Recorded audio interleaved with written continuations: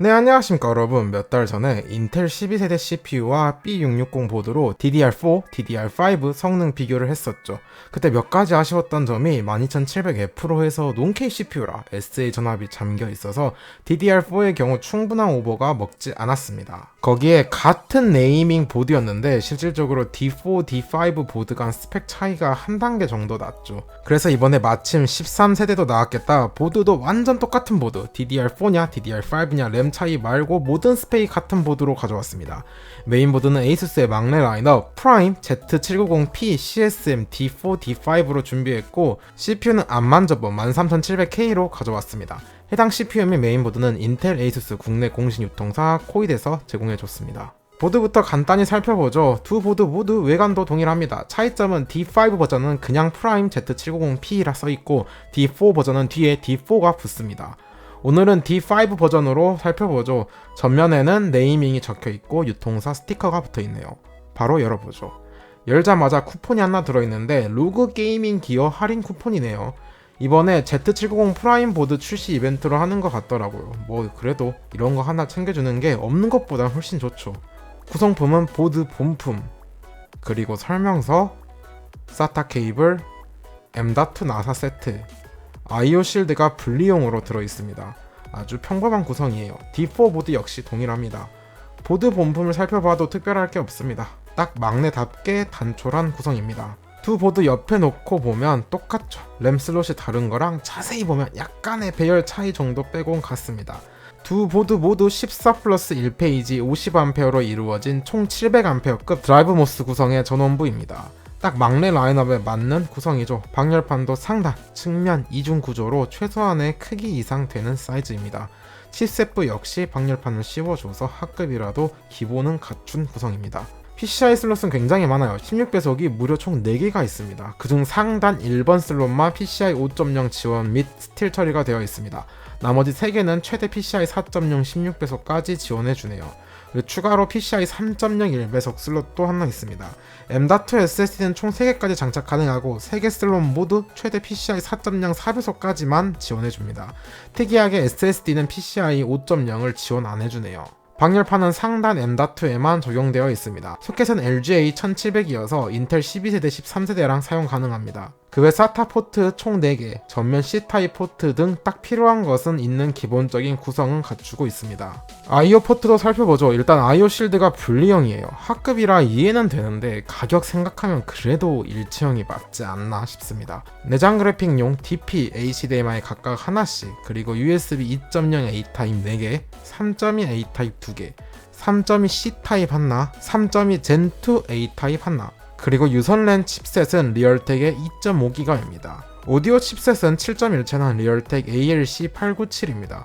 메인보드는 ATX 사이즈이긴 한데 가로가 살짝 짧아서 스탠드오프는 총 6개만 박는 약간 독특한 형태입니다. 같이 쓸 CPU 13700K입니다. 지난번에 13900KF는 완전 샘플이었어서 이런 박스도 없었는데 이건 정품 유통 구성으로 받았습니다. 구성 자체는 역시 기존 인텔 CPU 패키지 구성이랑 똑같습니다. 간단하게 스펙 보면 12700K 대비 가장 큰 차이점은 코어 수가 증가했습니다. 이 코어가 2배로 늘어서 8 플러스 8 코어의 총 24스레드 구성입니다. 12900K랑 같죠. 대신 클럭하고 L2 캐시가 훨씬 증가해서 조금 더 좋은 성능을 기대해 볼 수 있겠습니다. 벤치 시스템 살펴보죠. CPU는 12700K입니다. 보드는 에이수스의 Z790 프라임 P 보드를 사용했고 양쪽 모두 전력 제한을 해제한 상태입니다. 그래픽카드는 RTX 3080 파운더스 에디션인데 이게 좀 아쉬워요. 이유는 벤치 분석할 때 말씀드릴게요. 나머지 시스템은 영상을 정지 후에 참조해 주시기 바랍니다.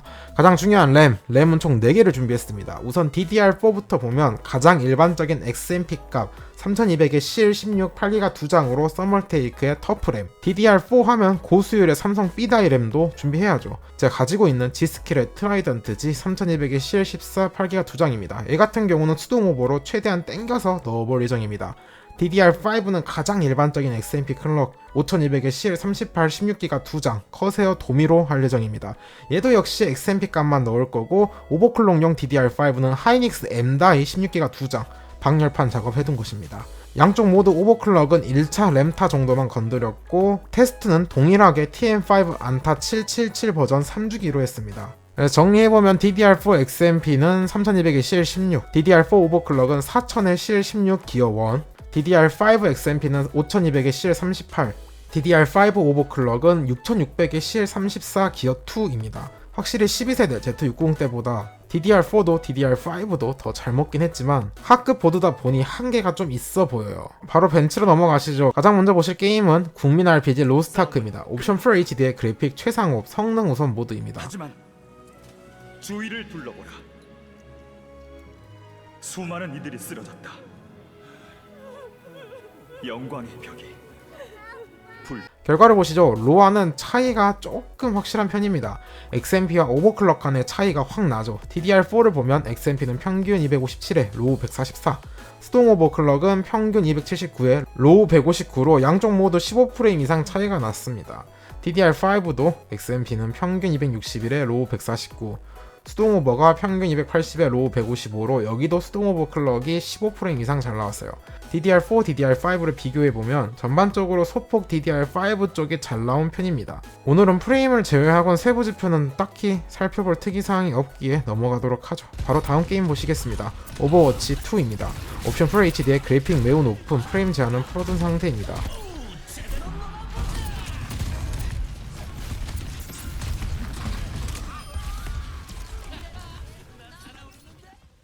결과를 보시죠. 옵치2는 차이가 매우 적어요. 이 워낙 최적화가 잘 된 게임이고 13세대가 3080은 기본 세팅값에서도 충분히 성능을 뽑아먹기에 격차가 거의 없습니다. 평균 프레임은 DDR4 XMP가 442, 오버클럭이 448, DDR5 XMP가 449, 오버클럭이 451로 아주 미세한 격차지만 DDR5가 조금이라도 더 잘 나온 편이고 로우 프레임 역시 DDR4 XMP가 336, 오버클럭이 349, DDR5 XMP가 348, 오버클럭이 352로 역시 미세하지만 DDR5가 잘 나온 편이에요.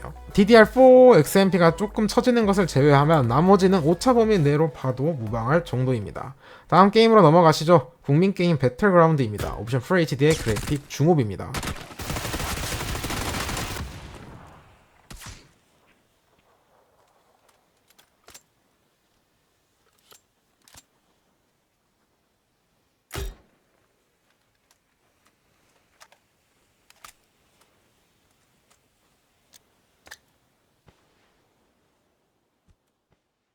결과를 보시죠. 배그는 상당히 흥미로운 결과값입니다. 평균 프레임을 보면 DDR4 XMP가 370, 오버클럭이 377, DDR5 XMP가 379, 오버클럭이 378로 여기 또 미세하게나마 DDR5가 괜찮은데 로우 프레임이 DDR4 XMP가 202, 오버클럭이 211, DDR5 XMP가 194, 오버클럭이 210으로 여기에서는 오히려 DDR4 쪽이 조금 더 잘 나온 편입니다. 아무래도 배그가 램빨, 그 중에서도 레이턴시 빨이 큰데 DDR4가 조금 더 레이턴시 쪽에서는 장점이 있기에 이런 결과가 나온 것이 아닐까 싶네요. 다음 게임으로는 역시 롤은 해야죠. 옵션 풀 HD의 그래픽 최상업입니다.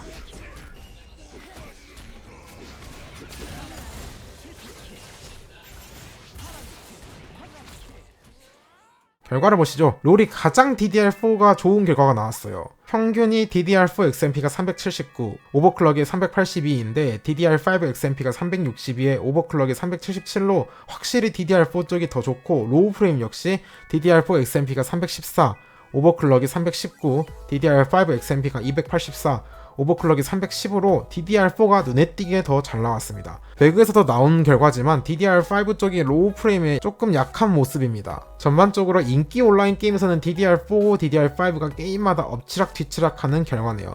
트리플 A급 게임에서는 어떨까요? 마블 가디언즈 오브 갤럭시입니다. 옵션 풀 HD의 그래픽 낮음, 레이트레이싱 및 DLSS는 꺼둔 상태입니다. 결과를 보시죠. 트리플 A급 게임은 완전 다른 결과죠. 여기서는 DDR5가 확실히 좋습니다.